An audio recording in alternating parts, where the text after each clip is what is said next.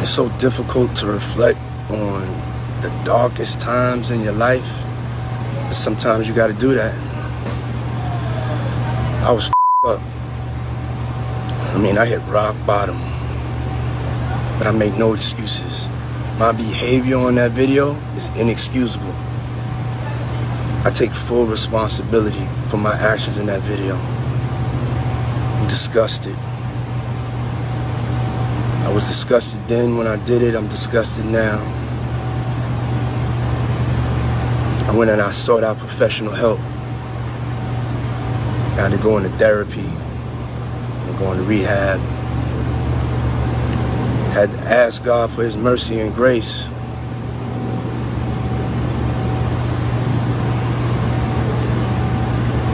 I'm so sorry.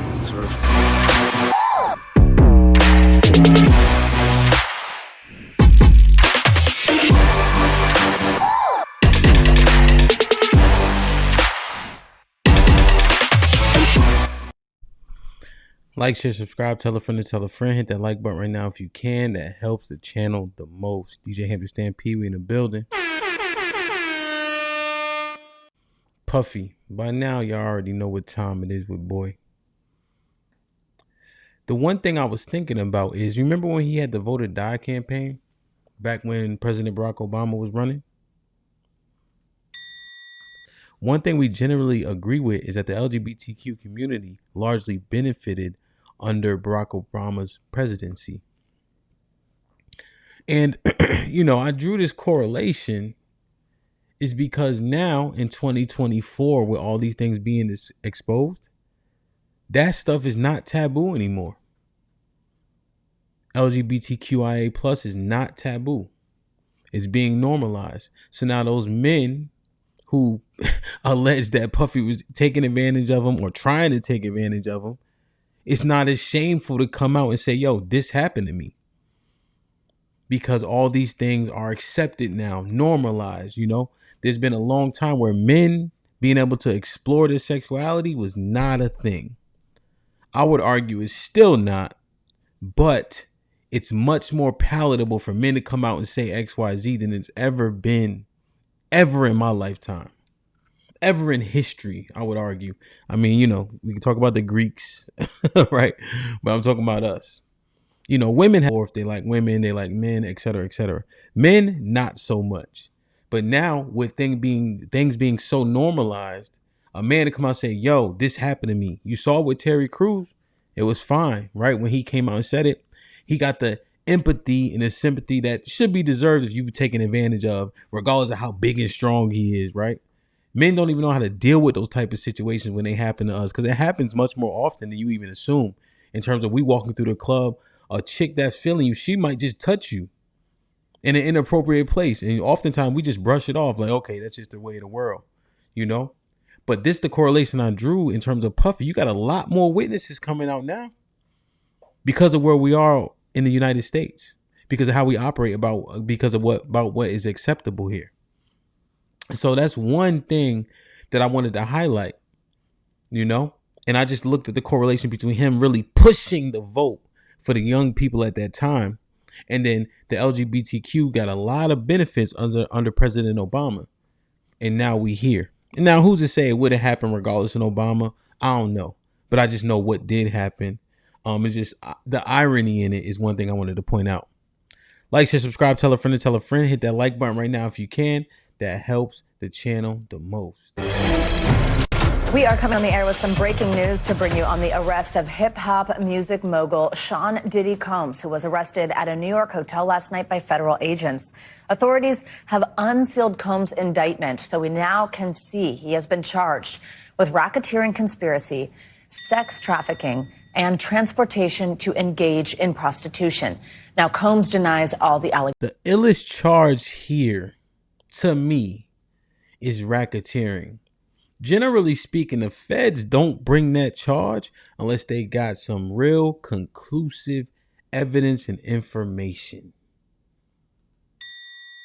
Racketeering, to explain it in a layman level, and I'm sure people will correct me, but you ever hear about the gangsters, the mafia owning a bunch of laundromats, dry cleaning stores, essentially to cover up and clean that money up that was initially obtained from illegal activity, or masking illegal activity as legitimate business.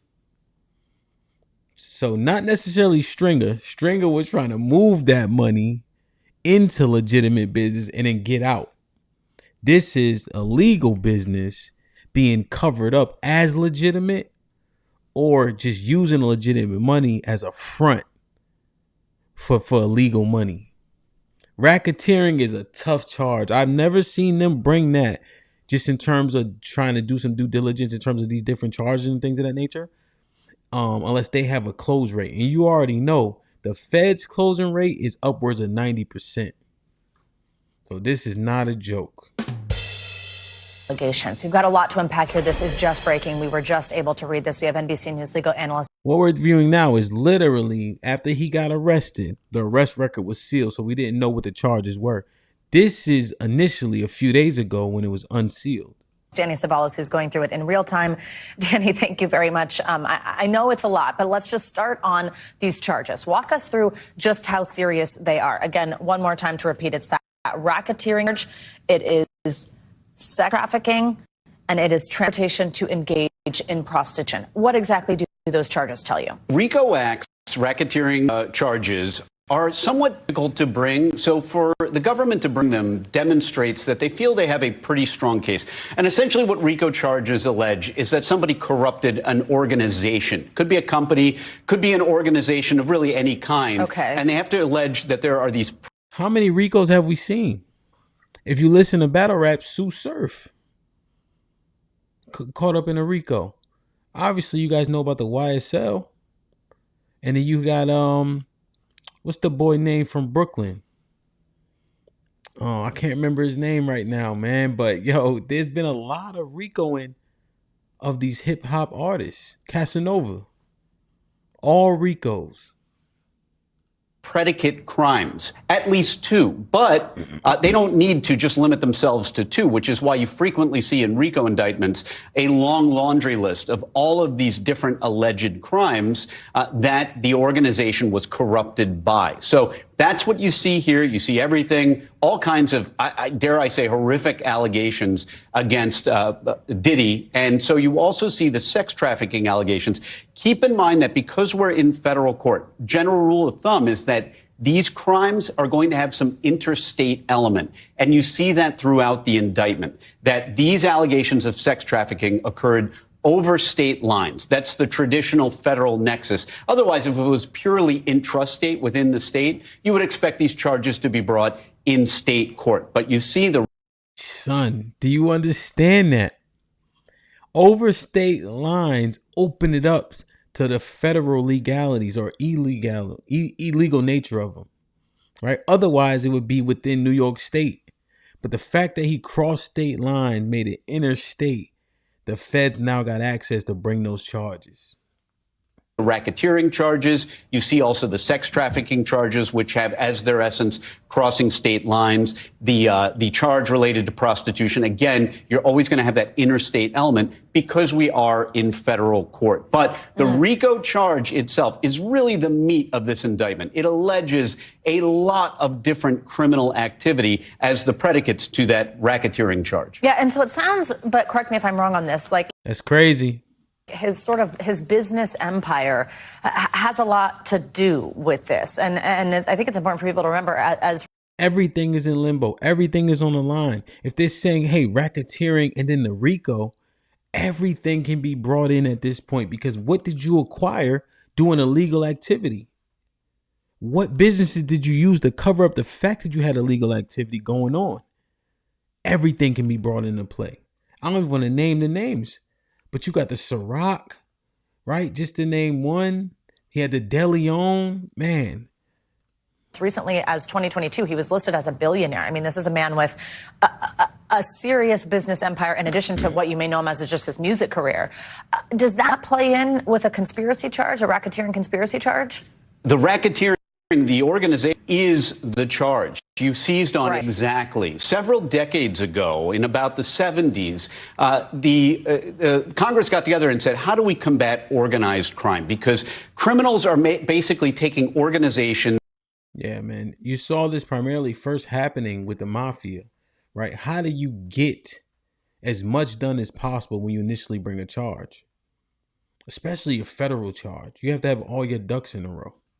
And corrupting them. And they came up with the RICO Act, and that's exactly what it targets. You mentioned Diddy's empire, his company. What happens when somebody takes a company and uses it for nefarious purposes? Because to some degree, American corporate law allows individuals to hide behind the corporation. The corporation does the bidding of individuals. It doesn't have any free thinking of its own. So that's exactly what RICO was intended to target, when criminals take organizations, corrupt them to their own purposes. And that's essentially what the government is arguing here, that it was the organization that was corrupted through all these predicate crimes, and therefore Diddy is on the hook for, at least according to the government, for those RICO allegations. So you're exactly right. The organization is the key to the racketeering charges because it is the organization that has allegedly been corrupted by the defendant. Thanks for watching. Let's talk about it, man. There's one thing I know.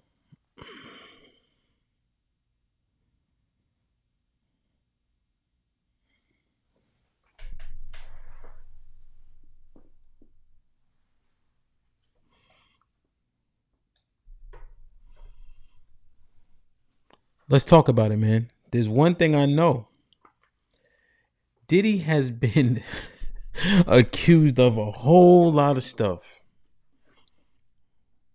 This ain't the first time we heard about him allegedly hitting a woman. This is the first time we saw it on video. We heard that this been happening to Cassie along with his ex. But the money and the power, everybody he's done so much for, although we know a lot of people had complaints, the locks, right? If you remember when Cam asked Mace, why did he bring him to Biggie and not to Diddy? Remember, Mace broke down in tears. It's because he said, I wanted to bring you to someone who's going to take care of you. We've been knowing these things. We've been knowing the fact that the 360 deals that Diddy was putting the fellas in, right? That the locks fought for. Sheik got out first before Jada and Styles. Remember, they had the whole Hot 97 back and forth. Like, yo, this make me want to really hurt somebody. The fact that you got these royalties taking the majority of our money, and we with Rough Riders now. Give us our masters. Let us go. Come down here and talk to me. This is the mind that we already knew been at play, and we let it ride. Why? Because he Diddy. Because we grew up on him. Because he brought so many illustrious artists to us. We pedestalize shit and we look past it, man. We put blinders on so we can enjoy the music. We can enjoy the person. But this gotta be addressed. And right now, he's arrested. These are allegations. He hasn't been found guilty. We understand that. But what is the court of public opinion saying, and what should it be saying? Because we know. Especially if you a cat from East Coast, you know. All the stuff we've been hearing since we've been growing. Biggie, Pac. Something ain't right there. What's really happening? Is karma real? Do you reap what you sow? You know, the Bible say in Numbers chapter 35, a land that is defiled with blood shed can only be undefiled by the blood that defiled it in the first place. So if you were on that land destroying and deleting people, the only way that land could be cleansed is that if you are also destroyed and deleted on it. What don't come out in the wash gonna come out in the rinse, man. Are we culpable? Probably not. But our ignorance is no excuse, especially when we've been willfully ignorant for so long. Like, share, subscribe, tell a friend to tell a friend. Hit that like button right now if you can. That helps the channel the most. Let's talk about it. So now, it's a few days past the clip I just showed you. There has been developments in said case, which are pretty enlightening to just how heavy and real these charges actually are.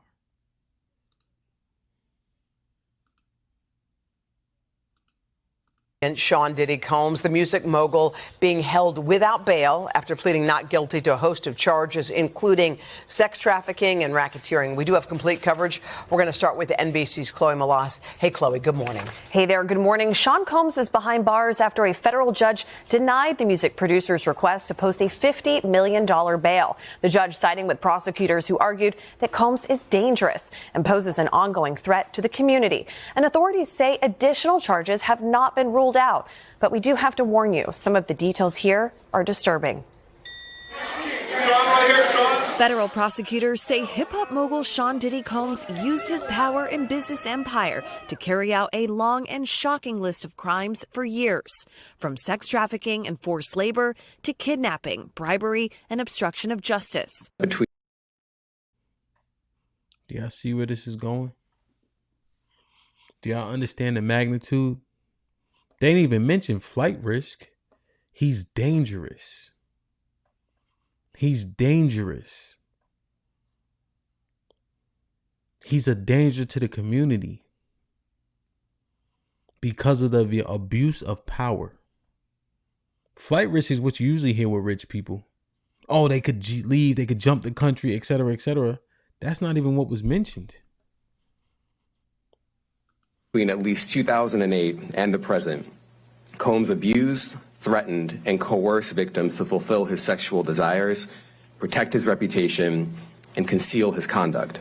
Combs greeting fans in New York a day before his arrest and 6 months. Damn. Months after federal authorities raided his homes in LA and Miami. In a 14-page indictment, prosecutors say agents found multiple firearms during those raids, including 3 defaced AR-15 rifles. They also uncovered videos of elaborately produced sex performances with multiple victims that Combs allegedly referred to as freak-offs. The freak-offs sometimes lasted days at a time, involved Freak-offs, defaced guns. Now, I wonder if they're going to be more specific. Are they saying serial numbers were scratched? But if you know an AR, they're easy to disassemble, right? They're kind of made for that, so you can customize them. So if that's what they're trying to say in terms of defaced, I think that's the wrong verbiage there. If they're saying that the serial numbers are scratched and they're beat up for a particular reason, that's a totally different ball game, which can bring other charges to them. Freak-offs, though? Days at a time. He got videos. That's how you know in the mind, people think they're just absolutely untouchable. Absolutely untouchable in terms of you being able to come get them. If they think they just that much bravado and cachet that you're going to record these things that you're forcing people to do, knowing that it's unlawful. multiple commercial sex workers and often involved a variety of narcotics, which Combs distributed to the victims to keep them obedient and compliant. Yo, this a joke? Keeping them obedient and compliant, y'all. This the mindset. This is the mindset. I'm untouchable. I'm gonna force you to have sex or do sexual acts for days, and I'm gonna drug you to make sure it gets done to my liking. While searching Combs' residences in March, according to the indictment, law enforcement seized narcotics and more than 1,000 bottles of baby oil and lubricant. Combs has pleaded not guilty to all of the charges. Over 1,000 bottles of baby oil and lubricant? Who needs that? I'm just going to say this thing and leave it here. Women self-lubricate. Overnight, his attorney saying he doesn't believe Combs will take a plea deal. I do not see it happening. He's innocent, and he is going to go to trial, and I believe he's going to win. The criminal charges follow a string of civil lawsuits, including a settlement with Combs' longtime girlfriend, singer Cassie. She can be seen in this 2016 surveillance video, being thrown to the ground and physically attacked by Combs. Prosecutors say Cassie was attempting to escape from one of Combs' freak-offs. Combs later apologizing for his actions caught on video. His attorney arguing Diddy's toxic relationship with Cassie was consensual. This was a 10-year relationship. There's no coercion. There's no crime. With 3 of Diddy's sons and other family members in court to support him, the 54-year-old appeared solemn as prosecutors argued against bail, saying he has a history of witness tampering, threats, and physical violence. Combs' attorneys say that they are appealing the decision to deny bail, while federal prosecutors say that the investigation is ongoing and they're leaving the door open for even more arrests. Savannah? All right, Chloe, thank you. Let's turn to... Man, that denial of bail hits hard, man. $50 million, and just a simple fact, once again, to reiterate that they did not mention a flight risk. They mentioned a danger to the community. More arrests to come? That part, man. Who's in them videos? Who's on them videos? What is happening? Who's giving out the drugs? Who's taking them? Who's participating? NBC senior legal correspondent Laura Jarrett, who's We heard the terminology all the time, the Diddy parties. with me here. So let's talk about the bail hearing. It was before a magistrate judge, but now we'll go before the federal district judge who will preside over the entire case. What do you... So that's the key, right? All states don't work like this. But like North Carolina, as an example, when you get arrested, you go in and then you literally will be in like a tank or whatever the case is. They have a magistrate on site, even in the middle of the night, in which you'll go see the magistrate judge at that juncture, and they'll set you, and they have a prosecutor there as well, but they'll set you a bail. They'll let you get out. They'll give you a promise to appear. They'll give you a cash bond, a surety bond, whatever the case is. So he saw the magistrate judge who deals in that specifically when you come in as an arrested person. And then you go to see the magistrate, and the magistrate will set your bail, let you know if you can pay it, etc., etc. This part is definitely important because the judge that he's going to see in order to appeal the bail will also be presiding over the case. So if this judge were to reset his bail, lower his bail, raise his bail, deny bail, allow him to pay it, can give you insight into the mindset of said judge too for all things going forward. Judge, but now we'll go before the federal district judge who will preside over the entire case. What do you expect today? I think he's unlikely to get out, and that's because there is a presumption of keeping him there in detention. There are statutory reasons: dangerousness, obstruction of justice, risk of flight. They say, look, he has limited. Okay, so good. So they actually mentioned the risk of flight, but there's a lot more things much more egregious than the risk of flight that have been named. Limitless funds. He can hop on his plane. He can go anywhere in the world. The defense says, look, he gave up his passport. He came to New York willingly.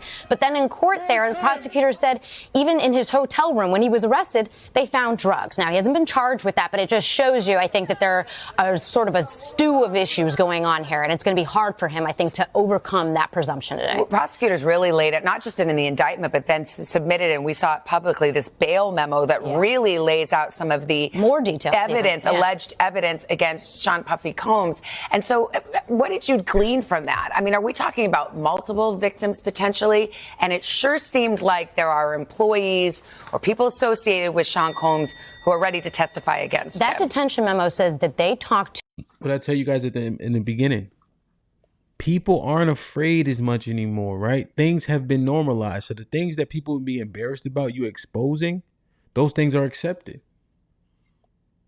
People tired of this. People tired of Puffy. I'm going to mention it again. Pac and Big. We already know the conspiracies behind that. We already heard the speculation. The Diddy parties are nothing new. He been putting his hands on women before. We all had these conversations and said nothing about it. Until it takes this. And we saw the video with Cassie. karma, man. To over 50 witnesses and or victims. Now, we don't know how many people will testify at trial. We don't know exactly how many witnesses and or against that them. Detention memo says that they talked to over 50 witnesses and or victims. Now, detention memo says that they talked to over 50 witnesses and or victims. Now, we don't know how many people will testify at trial. We don't know exactly how many acts those coordinate with, but it does give you a sense of the scope.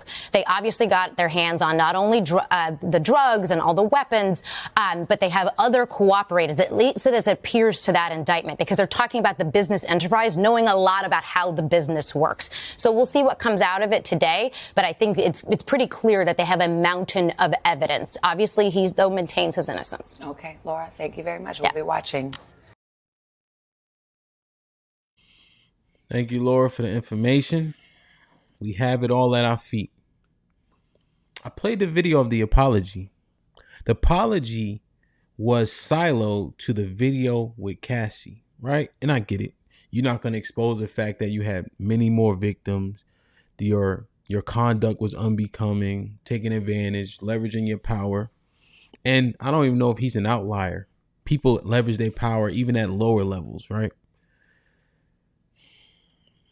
But the video just comes off as so disingenuous. And I'm going to be candid. When I initially watched it, I'm thinking this is a press release that you have to release. Whether or not you mean it is TBD. I've seen videos like that in the past where I was inclined to believe what the person was saying. But when you look at the video and then leverage the video or compare the video to the conduct, all be alleged at this juncture, to the different, to the different testimonies that we've heard, men getting invites, people mentioning Diddy parties, right? The fact that Mace said, I wanted you to put you with somebody that's going to take care of you. The fact that Mace did not bring him to Puff. Even after all the stardom fame that Mace got dealing with Puff, he said, yo, in tears, I wanted to bring you to somebody who's going to take care of you. You reap what you sow, man. You pay what you weigh. Everything has a cost. Nothing is free. And in this climate, this ain't the move, man. But everything is still alleged at this juncture. He has been arrested. That does not mean that he's guilty. So we will let it play out. However, we understand the court of public opinion has one. Like, share, subscribe, tell a friend and tell a friend. Hit that like button right now if you can. That helps the channel the most. I appreciate you guys. Be safe and do the right thing. DJ Hamp the Stampede in the building. I'm out.